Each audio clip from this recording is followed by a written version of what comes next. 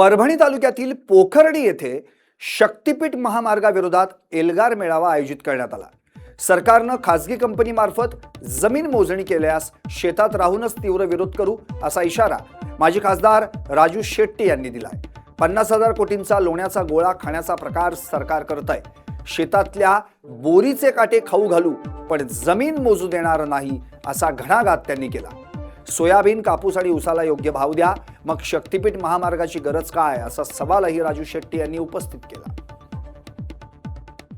2-4 दिवसामध्ये संयुक्त मोजणीचा घाट पुन्हा सरकार घालण्याची शक्यता नाकारता येत नाही। पोलीस बंदोबस्तामध्ये संयुक्त मोजणी करण्याचा प्रयत्न पुन्हा एकदा करणार आहे। तो निश्चितच आम्ही हाणून पाडू। संविधानानं आम्हाला अधिकार दिलेला आहे, आमच्या मालमत्तेचं रक्षण करण्याचा अधिकार आहे। आणि त्याचबरोबर आता जी काही संयुक्त मोजणी होणार आहे ती मोनार्क नावाची जी काही खाजगी कंपनी आहे त्या कंपनी मार्फत होणार आहे असं मी ऐकलेलं आहे।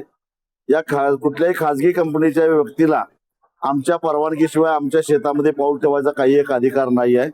आणि त्यामुळं ते जर का जबरदस्तीनं पोलिसांच्या मदतीनं घुसण्याचा प्रयत्न करत असतील तर आमच्या मालमत्तेचं रक्षण करण्याचा अधिकार निश्चितच आम्हाला आहे। आम्ही वेळ प्रसंगी कायदा हातात घेऊ आणि त्यांना पळवून लावू हा इशारा देण्यासाठीच म्हणून आजचा हा मेळावा आहे।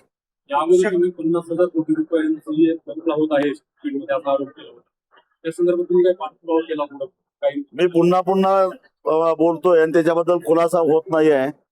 उलट मी असं सांगतोय की तुम्ही हा जो काही DPR तयार केलेला आहे त्याला एकरी एका किलोमीटरला साधारणपणे 117 कोटी रुपये खर्च येतोय। तो खर्च कसा ग्राह्य आहे, कसा बरोबर आहे हे IIT पवई, IIT रुडकी किंवा इंडियन रोड काउन्सिल यांच्याकडून तपासून घ्या आणि आमचं तोंड बंद करा।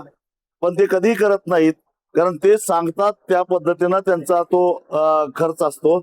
नुकताच आता जालना नांदेड एक्सप्रेसवे यासाठी भूसंपादन झालेलं आहे आणि लगेच 35% त्याची किंमत वाढवलेली आहे। आणि हे जे काही काम घेणारे सगळे गुजराती लोक आहेत त्यांच्यासाठी 35% वाढवले, म्हणजे तो रस्ता सुद्धा आता साधारणपणे 1 किलोमीटरला 200 कोटी रुपये पडायला लागलेला आहे। अरे लुटा, किती लुटताय महाराष्ट्राला? आणि या अशा पद्धतीनं बाहेरच्या लोकांनी यायचं लुटायचं, कारण शेवटी टोल महाराष्ट्रातला माणूस भरणार आहे। यातला 1 रुपया सुद्धा सरकारच्या तिजोरीतला जाणार नाही।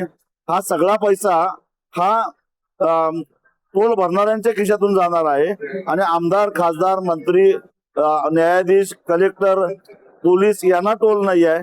टोल आहे तो फक्त सामान्य माणसाला, म्हणजे यांनी चोऱ्या करायच्या, दरोडे टाकायचे आणि त्याचे पैसे सामान्य माणसाचं भरायचं हे आता महाराष्ट्रात चालून देणार नाही।